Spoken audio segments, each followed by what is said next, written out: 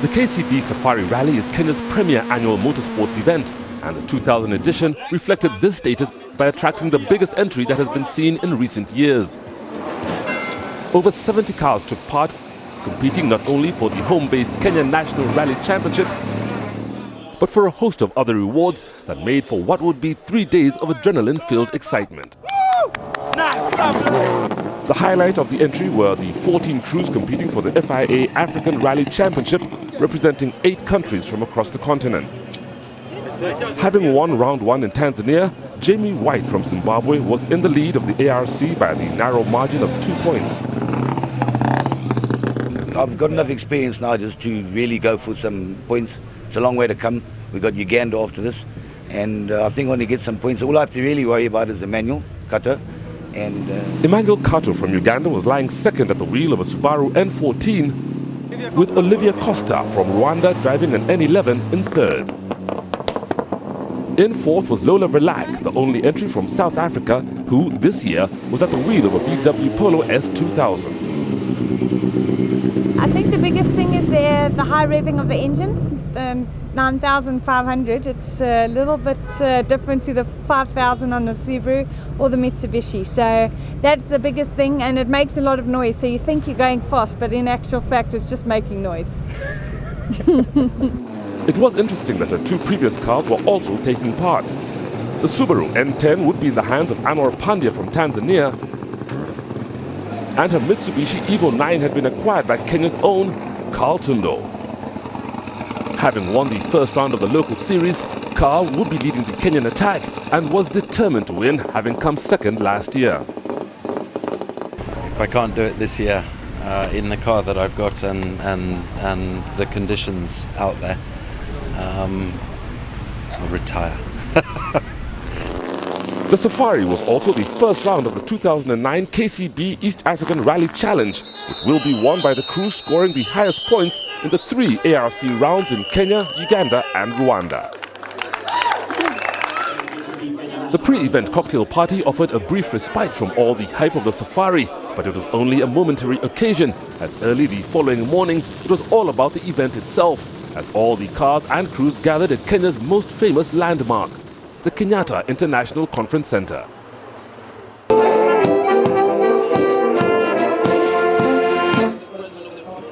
Endorsing the national status of the Safari, Honorable Mwai Kibaki, the President of Kenya, was not only the guest of honor, but expressed the government's support towards regaining World Rally Championship status. And we are honored to have His Excellency the President of the Republic of Kenya.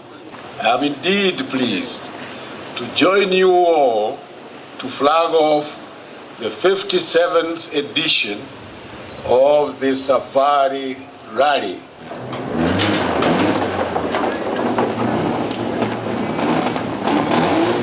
First away were Jamie White and Phil Arkinol from Zimbabwe, driving a Subaru N10.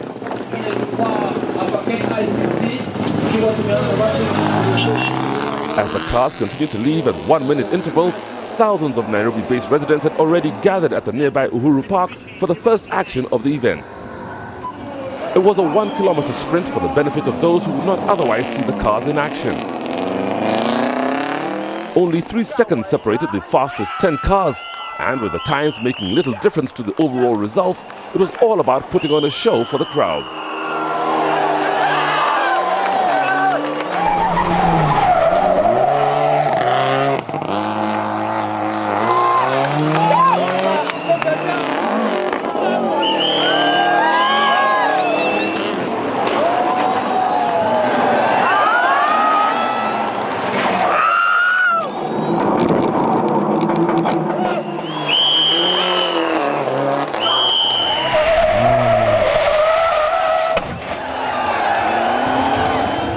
The kudos of winning the stage was shared jointly between the Evo 9 of Alistair Kavanagh and Baldev Chaga, partnered by Farouk Yusuf driving the N12. Following an overnight halt, the cars headed out of Nairobi for the rally proper. This is Anthony Nielsen with Mike Ogwapit, one of Kenya's leading all-African crews. On the 125-kilometer transport to the first control, the cars traveled along the northern artery towards Uganda, running along the edge of the Great Rift Valley. 6 stages would be tackled during the day, all on the private Delamere estate surrounding Lake Elementaita. The 177 competitive kilometers were broken down into 3 stages, which were repeated twice. Stages 2 and 3 were the longest at 48 and 37 kilometers respectively, with stage 4 only 4 kilometers for the benefit of spectators. Following an overnight shuffle, it was Lee Rose with Nick Patel who would be leading the field. Lee had won the 2008 Safari and would now be defending the title from the front.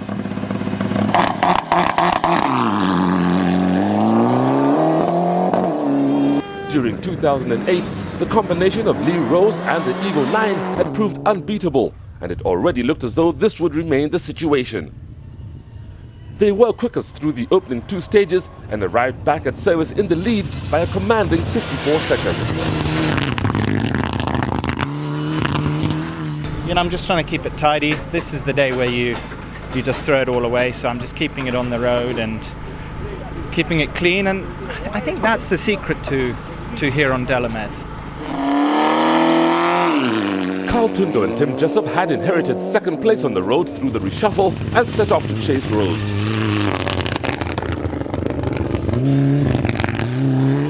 Although they had won the first round of the KNRC series, this was their first time they were driving the newly acquired Eagle 9 in anger. After a determined drive, they were surprised Rose had gained so much time on them, and for now, reluctantly had to accept second. It's going okay. It's just not feeling. It's just not. At the moment, it hasn't been that much fun driving. The second section was a lot better because it's on a bit wider roads. But Jamie White with Phil Arkinol were not concerned about racing the Kenyan drivers and were concentrating on just staying at the head of the ARC contenders. They were just off the pace of the leading pair, but edged out a margin of nearly a minute in the ARC race to settle into third overall. No, so far we've had a clean run. It's quite rough out there, but otherwise we've had no problems. I'm 51 seconds up on Emmanuel Cutter and nearly 2 minutes on Muna, I think. So I'm pretty happy with that. Lee Rose. In fourth were Alistair Kavanagh and Salim Haji in another new Eagle 9. They took longer to settle into the rally than the others ahead, and by their own admission were not driving smoothly. They were still setting impressive times, but a slow start would be difficult to recover.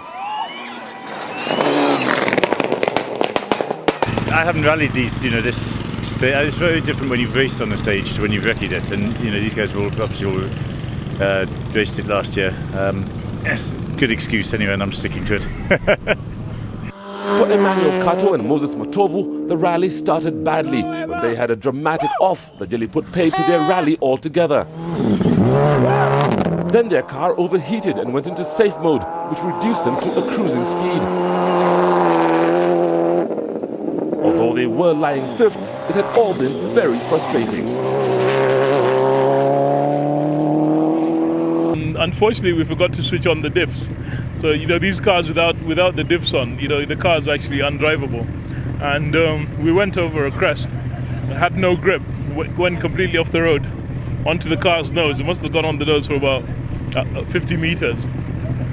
Even more frustrated were his compatriots from Uganda, Riyal Scroogy and Syed Kadri. The fuel pump on the N8 had packed up at the beginning of the day, losing them 5 minutes in penalties.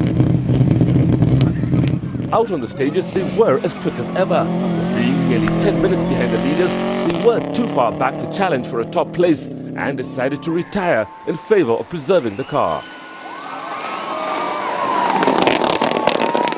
You must be disappointed, yeah? No, disappointed, but there's Pearl of Africa, so we'll do that in Uganda, and then we'll do Mombasa, so we'll just hang in there. Remember Pearl of Africa last year, you had fuel pump again problem? Yeah, no, but we'll sort things out now. After crashing out in Tanzania, Muna Singh with David Sihoka were focused on a top ARC place in this event, but right from the start, the center diff was unbalanced, making driving the N10 awkward. They were also at a disadvantage, having chosen to run with a standard gearbox. They were in sixth, trailing the leaders by nearly 4 minutes. we can't get into the corners and take them at that sort of high speed because we drift off as opposed to staying on the road. So we got to slow down a lot more for the corners, so we're losing lots of seconds. Due to the volume of cars, the time gap between them was only 2 minutes, which resulted in many facing a wall of dust when they caught the car ahead. Lola and Megan Verlack in the S2000 Polo were the first to face this problem, with disastrous consequences. Having caught the car ahead on the opening stage, they were driving blind and clipped a rock which destroyed the suspension and became the first car out of the event. I hit a rock in the dust. I couldn't see anything. I was driving blind. So yeah, a lot of people said I should have stopped, but I mean, we're here to race. We're not here to sit and hang around. So yeah. Past Safari winner Azar Anwar with navigator Julius Giger posted the 4th quickest time through stage 4 and were well set to challenge the leaders when the front suspension collapsed, forcing them to limp the next 40 kilometers before it could be changed. They were in 7th. We had some super duper new, very expensive shocks on the front, and it seems again the Safari and Africa won. We put back our old shocks, and now the car's got an electrical problem. So the Safari was also one of the events selected for the Pirelli Young Star Challenge. 7 youngsters, all under 27 years old, were competing for the reward for a drive in the 2010 World Rally Championship. The challenge is based on performance against stage times achieved. The way the points are allocated to establish who wins the round are that we measure special stage or competitive stage times. We're not interested in the overall consistency on the event, we're interested in the performance. Taking the early lead and surprising many of the pundits were Rajiv Barij and Raja Semi in an M10. Were running near the back of the field, but were consistently quick enough to gain 15 points and incredibly 8th overall.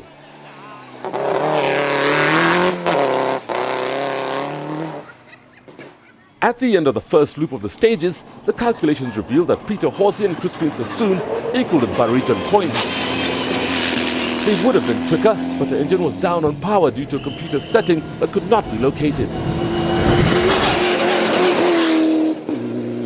It's definitely we're quite down on power. It's even slower than even last year's car, the 8. But yeah, no, it's good fun, and you know, it's got enough power to keep our times just okay, I guess. But yeah, we're quite a lot down on the top guys. After 40 kilometers of competitive motoring and 1/4 the Safari behind them, Lee Rose was in the lead by nearly a minute, with the times behind already beginning to spread.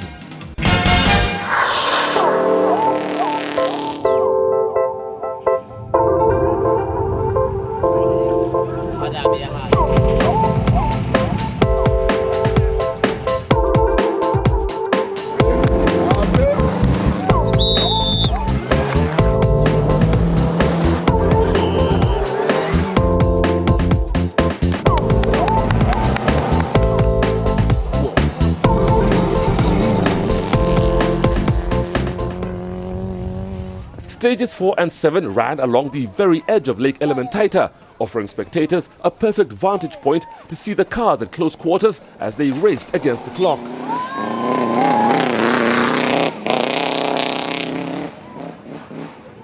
The last kilometer of the stages provided another vantage point, where competitors were faced with a series of tight bends just before service. With the temperatures in the low 40s, thousands turned out to watch as the cars plowed through the fine powdery dust.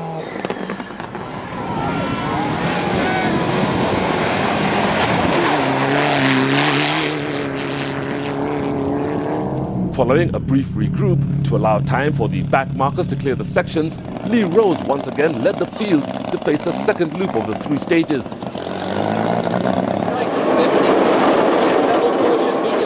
They almost immediately got a puncture, which took over 6 minutes to change.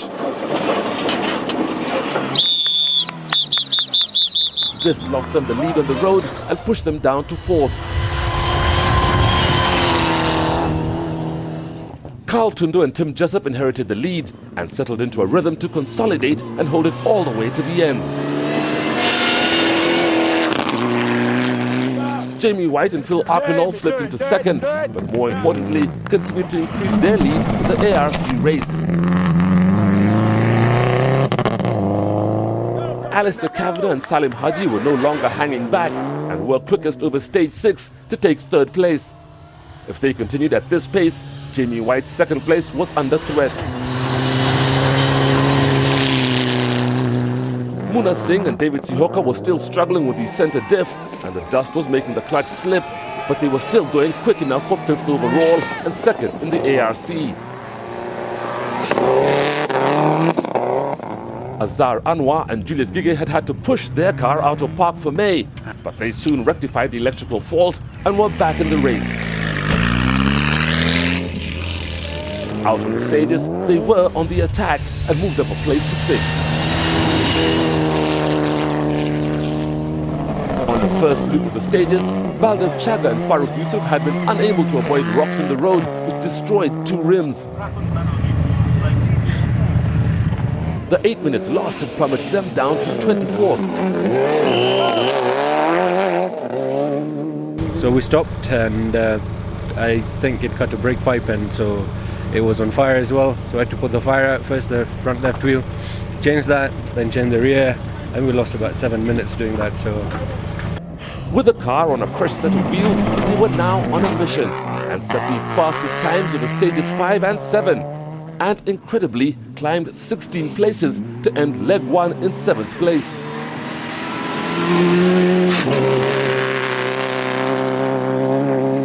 This was Asad Anwar and Kashif Sheikh's first outing in their Evo 9, imported from New Zealand. They had not had time before the event to fully prepare the car and were running it in standard trim, which meant they were limited to how fast they could go. 8th overall was more than they expected. They were spotted by Mpishi cooking gas, which explains the chef's hat. Yes, we got it 2 days before the start, so we painted it, did as much as we could. Just to get to the start was an effort. It's a beautiful car, but it's still European spec, so we can't fly over the rough. It's really low on the back. The safari was turning into a technical nightmare for Emmanuel Kato and Moses Matovu. The car overheated again and then stopped altogether. To compound it all, once they got going, they punctured twice, dropping from 5th to 9th on the leaderboard. Rajiv Barij and Raja Semi's hold on the Pirelli Youngstar Challenge was now coming under threat as they lost 2 places on the leaderboard to settle into 10th.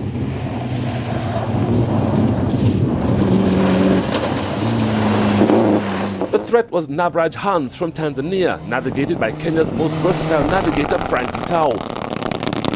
After a cautious start, Navraj had increased the pace, with the Pirelli reward the only goal. For now, they equaled with Barij on points.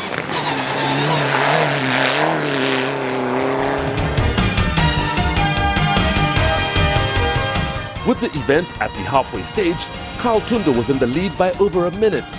Only the top 3 were in contention, but Lee Rose in 4th couldn't be written off yet. With so many cars running in the event, plumes of dust could be seen rising at regular intervals as the cars crisscrossed the scenic landscape. For the foreigners, the safari is the toughest event in the ARC, and most had the strategy of just getting through the more difficult leg 1. If the car survived, leg 2 the following day would be easier, and they could concentrate on attacking for position. Mohamed Essa with Dave Milner from Zambia have the potential to be future champions and were displaying a driving style that placed them in 11th. With little more experience, they will be the crew to watch on the ARC circuit, especially having already qualified for position in the Pirelli Challenge final. There's too much speed and endurance. In where I come from, endurance is not a factor. It's who's the quickest through the stages. Here you need to pace yourself. If you're too quick, break your car. For the Rwandan champions Giancarlo De Vite and Sylvia Vindevogel, the roads were also a far cry from the smooth roads found back home. they were held up in dust and punctured twice. In the old Safari days, being 10 minutes behind the leader was nothing, but in this event, it placed them in 13th. I made half of the stage in the dust of jazz, and at the end we hit the rock. But now I'm completely tired to change it. Anwar Pandya and George Mwangi in the ex-Verlac M10 were in 15th. They have a busy rallying schedule, competing in both the Kenya and Tanzania national championships as well as the ARC series. Don and Sonal Smith more often than not finish 7th in every rally they enter, but would have to do some work to achieve it this time. As for now, they were in 16th. In 17th were the only crew from Burundi, Valerie Bukera and Nital Ketia. It's surprising they were so far down, as they appeared to be faster than most past our cameras. Olivia Costa and Paolo Paganin from Rwanda were also quick past the cameras. They were only 12 seconds behind Bukera, and the race between this pair was far from over. For the Horsey brothers, who were both competing for the Pirelli Young Star Challenge, the safari was turning into a nightmare. Alex Horsey with Andy Doig had been held up in the dust, which reflected in their stage times. This relegated them to 4th amongst the youngsters. Hardest hit was his brother Peter Horsey with Crispin Sassoon, who had lost the Pirelli Challenge lead when their rear suspension gave way. They plummeted from 12th to 22nd overall, and were now trailing in 3rd amongst the Pirelli contenders with little chance of regaining the 9 points they'd lost. Up at the front, Carl Tundu and Tim Jessup continued to hold on to the lead, and with only just over 100 kilometers of competitive motoring remaining, clearly had their sights on winning. I haven't enjoyed today, basically. I haven't got into a rhythm. I feel that the car's lacking power. But yeah, we've got through today, which is without any major problems, which is a must in Safari, and then now tomorrow.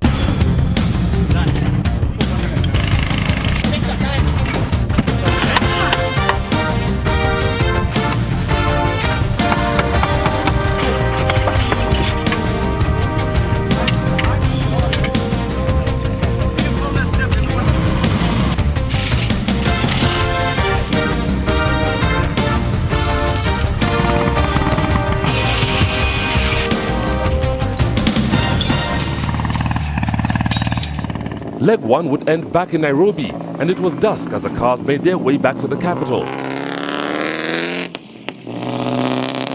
Only 6 cars had dropped by the wayside, leaving those still running to enjoy the short overnight rest. The following morning, the cars were reseeded to run in order of their overall standing. This placed Carl Tundu and Tim Jessup first on the road.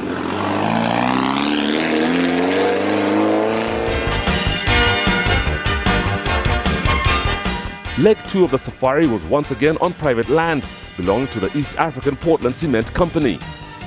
3 sections would be tackled, each repeated twice, to make up the competitive distance of 102 kilometers.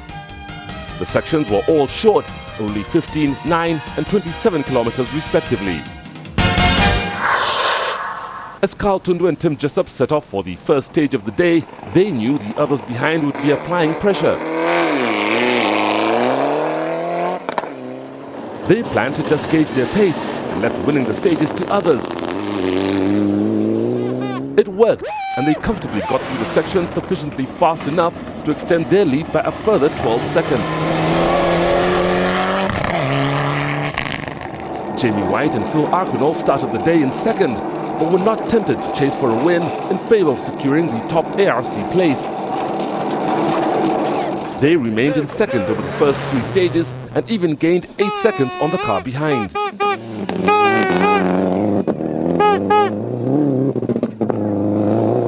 Alistair Cavida and Salim Haji set off to catch White, but it was difficult to gain time on these short stages, especially with the top runners all matching each other's pace, and they remained in third.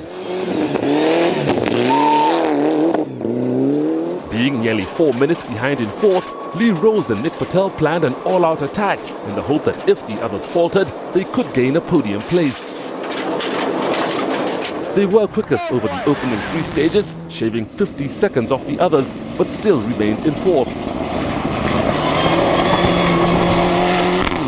For Muna Singh and David Sihoka, it was a case of just maintaining station. They were unconcerned about the battles going on around them, concentrating on reaching the finish to take second in the ARC. They remained in fifth. We lost our clutch in the last stage, and it was the longest of the stages, so we drove through without clutch. It wouldn't have been a problem if it was the crash box, but a standard gearbox, nightmare. Azhar Anwar and Julius Kige lost 3 places on the road and 11 minutes when the car stopped for no apparent reason. When they got going, they were down in 19th. Today the car just keeps stopping without warning. We fiddle with it. Sometimes it runs beautifully, but because I've fallen back, I can't do anything. I'm just sitting in the dust. The timings are so close. It's a real nightmare. I'm just waiting for it to finish and to... With Anwar dropping back, Baldev Chaga and Farooq Yusuf moved up a place to 6th. They continued to set a blistering pace to catch and overtake Muna Singh for 5th.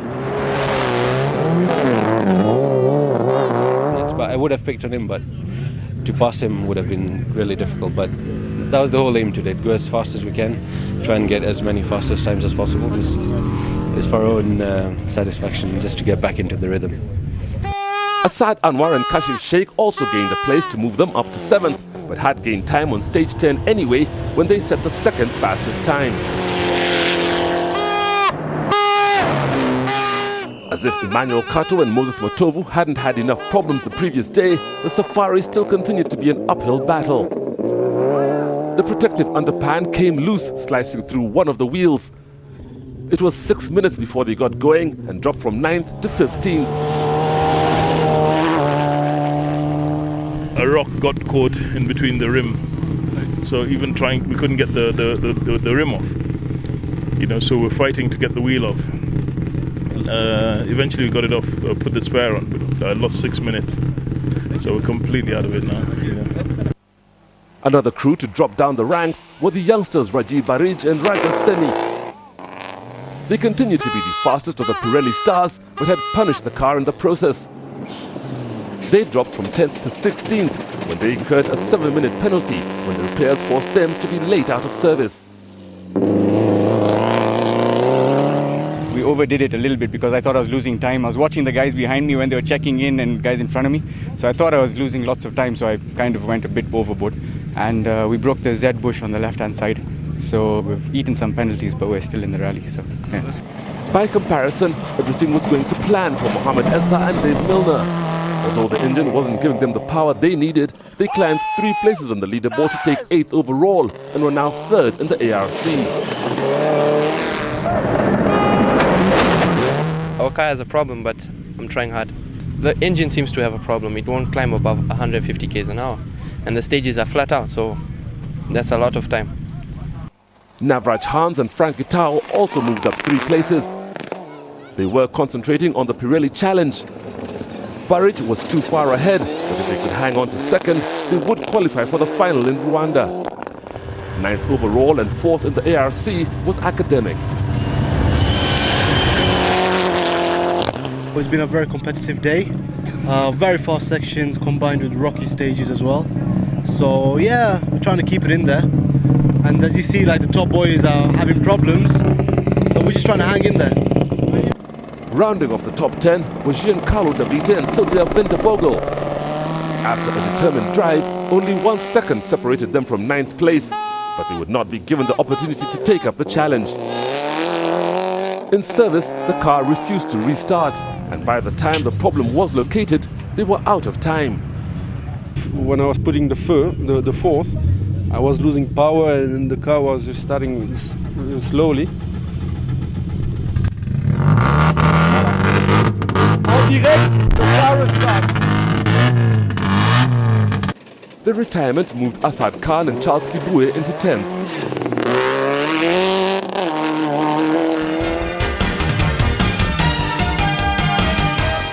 With only 3 stages remaining, Carl Tundo was in the lead. But the Safari is always known to hold surprises, and for all the front runners, the final stages would be the most tense. Endorsing the long history of the Safari, there was a supplementary category for the non-homologated cars and classics, including 2 Ford Escorts and 4 Datsun 240Zs, all over 30 years old. The oldest crew taking part were Giants Shah and Lofty Drews, seen here at the start of the Safari 20 years ago, driving a Datsun 200 SX, in which they finished 11th. On this event, they were in a Datsun 260Z, showing that they have not lost any of their flair. To save weight, they did not fill up with fuel for the long early stages, relying on what turned out to be a faulty fuel gauge, and inevitably ran out. Like in the old days, they borrowed some to stay in the running. 1, 2, 3, 4, 5, 6, 7, 8. My gauge read that I had 40 litres and I had 40 kilometres to do. It's not doing 1 litre per 1 kilometre. We've got a faulty gauge, all right. The cars were subjected to the full itinerary of the rally, but the favourites to win, Ian Duncan and Amos Slutch, were out right from the start with a slipping clutch. They repaired their car overnight and rejoined the rally on the last day. Although they were quickest, their times did not count, and it was all about showing the new sponsors what they can expect through the season. I think we got a bit exuberant at the start and melted the clutch or something. Not really sure, but it wouldn't move. So then, so we had to change the clutch, and so today we thought we'd just better come and test and play. So. The biggest drama was reserved for Aslam and Samira Khan, who hit a ditch awkwardly at speed and rolled. They got the car so high in the air that it flew over a 6-foot fence with room to spare. They emerged unscathed and, with the car bent but still intact, were able to continue. Yeah, I think whilst we wrecked it, we had not marked one of the ditches. Either the ditch got worse or we probably had not marked. Before the gate was a ditch, and we hit it. Actually, we flew over the gate and then turned over off the road. But fortunately, they spent the rest of the rally recovering the time lost, but then lost it again on the very last stage when they went off, this time into a tree. Eventually, they finished 4th in the category. Giant Shah and Lofty Drews no longer relied on the fuel gauge and filled up at every opportunity. Navigator Lofty Drews had travelled from Australia to take part and was rewarded with 3rd, notching up another entry in the record books. After an impressive drive, Saeed Hamad and Victor Okundi brought their Impreza home in 2nd place. They only had 1 speed whenever we saw them, flat out. This reflected in their times, where they were fastest in the category through 5 of the 13 stages. The fastest of all the older generation cars were Ian Freestone and Preston Ayres, who travelled from England to take part. The Escort has been well tried in Kenya, and they stormed through the stages confident in the reliability of their car. It was hard going for the 2-wheel drives, but Ian Freestone is a pro, with rallying experience from all around the world. You have to think more about it, obviously, when you're in the lead. You know, it's whereas if you're behind or you're just head and head, you're just fighting for the second and you just absolute maximum attack. Whereas today, we're just a little bit slower. Irrespective of their other achievements, climbing the finish ramp in 1st place on this event was a special moment.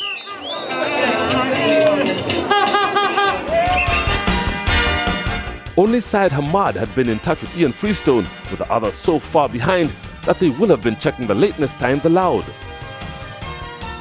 Ian Freestone is registered to score points in the local Classic Car Cup and leads teammate Aslam Khan by 26 points with no one else on the board yet. the Safari was also round 2 of the two-wheel drive championship. They were only included in the event on leg 2, giving them 6 stages amounting to just over 100 kilometers of competitive motoring. This is Limi Karienye and Kimeli Korir, who are competing for the first time this year. Their hopes of making a mark in the championship would not be realized when the Levine was forced into retirement. The rally would also end in disappointment for the current two-wheel drive champions Leonardo Varesi and Kigondo Karevi. Watch as they come round the next bend, dragging a rear wheel. They continued for a short while, but it would be the end of their rally. The 12 cars taking part would eventually be reduced to 7, with Gurmeet Tethi and Dipinder Khalsi the last to finish, driving one of the 7 VW Golfs in the category. James Karimi and Dennis Kinoti would take 6th. This was their first Safari and, despite this little problem, proved their potential by not being far off the pace.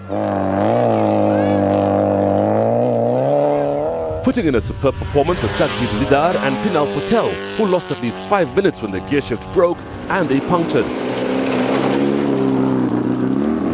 Once it was fixed, they set off to recover the lost time and were quickest of the group through the last stage to eventually finish 5th. The following 3 places were taken by Toyota Levines, with Munir Khan and Sam Jetwa taking 4th. They were pacing their rally, focused on championship points, and it paid off. Ishpal Bilku and Paramjit Sembi found the surface slippery, but had a consistent run, which rewarded them with 3rd. Missing from the leading pack were past two-wheel drive champions Deep Chana and Tej Semi. They lost a potential win in the category when the engine cried enough on stage 10. I see all the gearbox oil, everything has come out. I think we've broken the pinion to the crown wheel.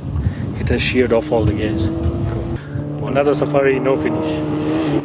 The front-end race for victory was between a Levine and a Golf, with the Golf taking the early advantage when Charles Hinga and Evans Wenda punctured on the 3rd stage of the day. They were then held up in dust and never did recover, and were forced to accept 2nd. I'm disappointed a little bit, but I think I'm still okay with 2nd. I hope that, the first Safari I won, 2nd Safari I'm 2nd. I'll make sure that in the 3rd Safari I'm not 3rd. Jasmeet Chana and Sudhir Tati may have had the advantage of being the first car on the road. This meant that they did not know what was going on behind them. There was no time to strategize and they attacked right from the start in the hope they could ease off later. With Hinga puncturing, this is exactly what happened, and they cruised to the end to take the win.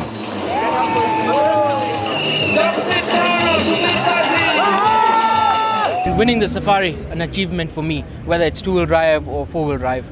It's an achievement that I've always wanted and I've got it today. Jasmeet Chana eventually won by just over a minute, with the only others in close contact being Jagjit Idar and James Karimi, who were only separated by 18 seconds in 5th and 6th. In the two-wheel drive championship, Charles Hinga holds on to a slender lead over Munir Khan, but more can be expected from Jasmeet Chana. All, but were frustrated when the engine wouldn't give them the top speed they needed. It's a brand new engine, and I think one of the sensors doesn't want to talk to one of the other sensors, just like a married couple. So we're saying bugger it, and they've gone into boring mode, and we just go along at 130, very boring. Unlike the sensors, this husband and wife team did talk to each other and went on to finish 11th.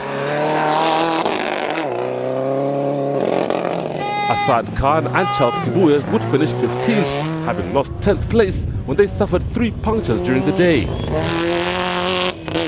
A frustrating end to what had been a superb performance. Azhar Anwar and Julius Kige will not want to remember this rally. They had been dogged with problems throughout the event. Having got through all the stages, they then faced a final problem on the transport to the finish. With external help not permitted, the crew managed to make a temporary fix to reach the finish ramp in 17th. Olivia Costa and Paolo Paganin from Rwanda also made it to the end, but only in 19th place.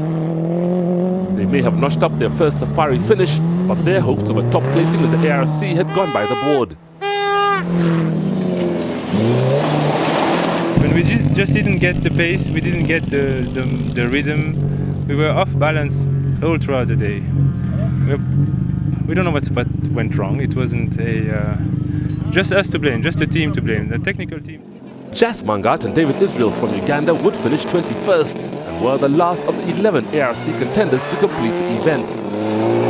They had faced a host of problems and had driven the whole rally defensively, having also lost 10 minutes for booking in early at the end of leg 1.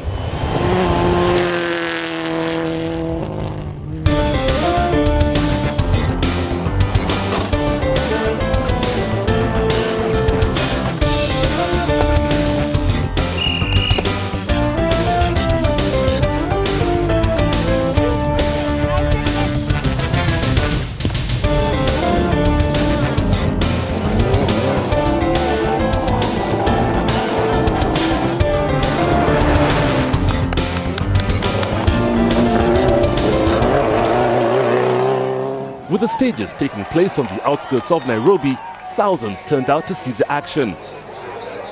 On leg 2, the dedicated spectator stage was at the Blue Triangle Quarry, through which the cars passed at the beginning of stages 8 and 11.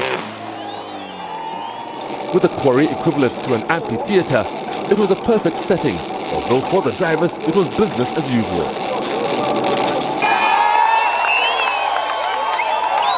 As Carl Tundu and Tim Jessup left service for the last time to tackle the final 3 stages, the atmosphere in the car was tense, as they knew any mistake would be disastrous. Being the first car on the road included giving notice to the local wildlife that the rally had resumed.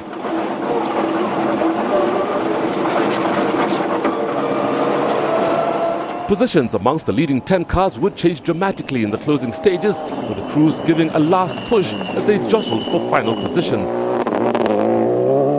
This strategy rewarded Emmanuel Kato and Moses Matovu the most. With the car behaving, they put in their best performance of the rally to climb 5 places on the leaderboard to finish 10th and 6th in the ARC. Valerie Bukera and Nital Hetia from Burundi also stormed through the stages, picking up 3 places to clinch 9th and 4th in the ARC. The rally had gone according to plan for Mohamed Essa and David Milner. Following a cautious run over leg 1, they had consistently been climbing through the pack. In the process, they came 8th overall, placing them in front of the qualifying Pirelli Stars, against whom they will be competing in Rwanda. Asad Anwar and Kashif Sheikh were one of the few cars to hold their position to the end. They finished 7th, which proved Mitsubishi's even when they are in standard 2. Having had an awkward rally where the direction of the N10 was often out of their hands, Muna Singh and David Sihoka were relieved to reach the end, and in such a good position, 2nd in the ARC and 6th overall. Go! To be honest, didn't really enjoy it. Thought the car gave us a bit too much trouble. It wasn't handling well without the center diff, and I think the choice of the standard gearbox was a wrong choice. Peter Horsey and Crispin Sasu never did recover from the problems they had on leg 1, and although they are potential winners, it was the points that count, and they were only placed 4th in the Pirelli race. Now no laundry. The younger of the 2 brothers, Alex Horsey with Andy Doig, clinched 3rd. They were the highest placed youngsters overall, finishing in 12th, but had not gained enough points to qualify. Only the top 2 would qualify for a place in the shootout in Rwanda later this year. Gaining 2nd place were Navraj Hans and Frank Gitao, seen here fighting with the steering on the last stage, caused by a puncture on the rear. They drove on it for a while before stopping to change it, and the time lost plummeted them from 9th to 16th overall. After the change, they pulled out behind Anwar Pandya and George Mwangi. Pandya then had a massive blowout, leaving debris along the road, turning it into an obstacle course. Anwar Pandya drove out of the stage on 3 wheels, losing 6 places to finish 20th. The quickest of the youngsters in the safari were Rajiv Barij and Raja Semi, whose performance had been remarkable. Within the Pirelli group, they had been quickest over 6 of the 13 stages and are now Kenya's only hope for gaining a place in the World Rally Championship. The Pirelli Youngstar Challenge is all about giving opportunities to emerging youngsters who will potentially be champions of the future. The Kenyan youngsters were also competing in the KCB Youngstar Challenge, with Alex Horsey out in front for now.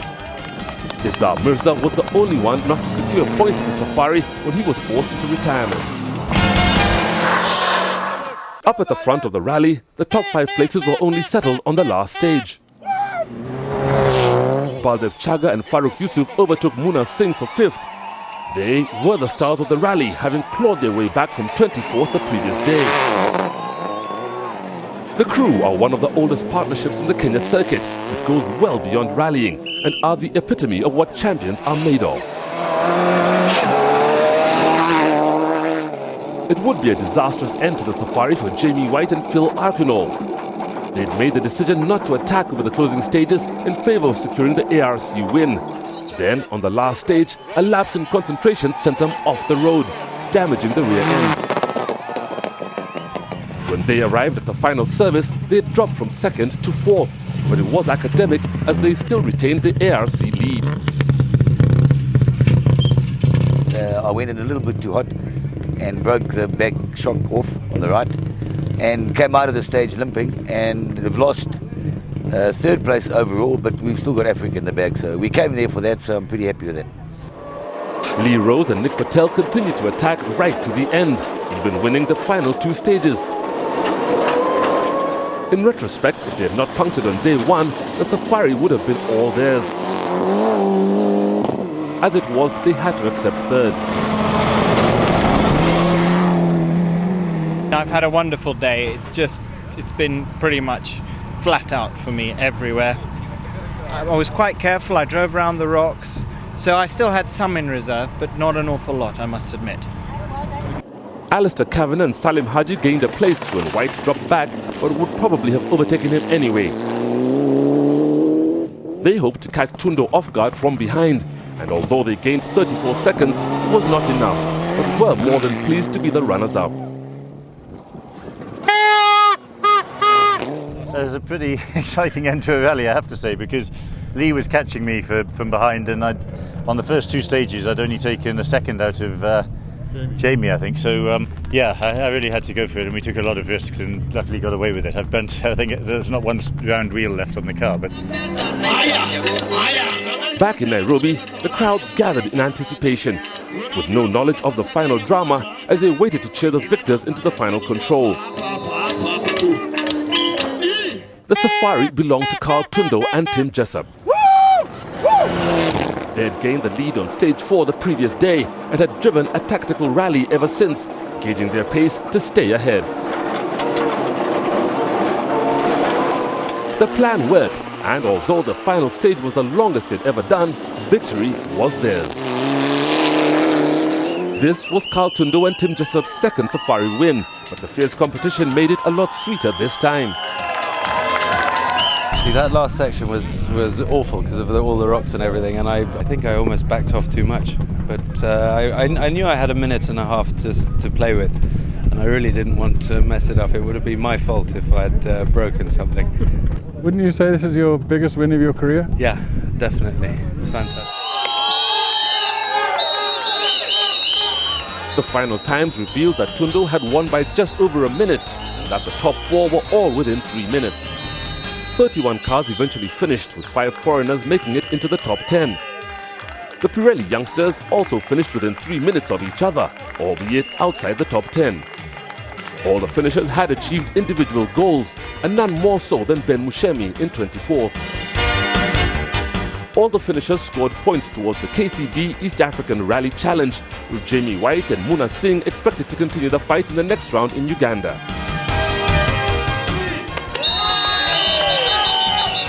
This was Jamie White's second consecutive ARC win, giving them a commanding lead in the championship. With 3 rounds remaining in Uganda, Zimbabwe and Zambia, the championship is still wide open. The 6 leaders are currently all from different countries, which is what the African Rally Championship is all about. Having won the opening 2 rounds of the 2009 Kenya National Rally Championship, Carl Tundo has extended his lead to 50 points. These positions also reflected the state of play in Kenya's Division 1. In Division 2, Dinesh Sachanya shares the top place with John Smith, but the points are all too close to make any predictions yet.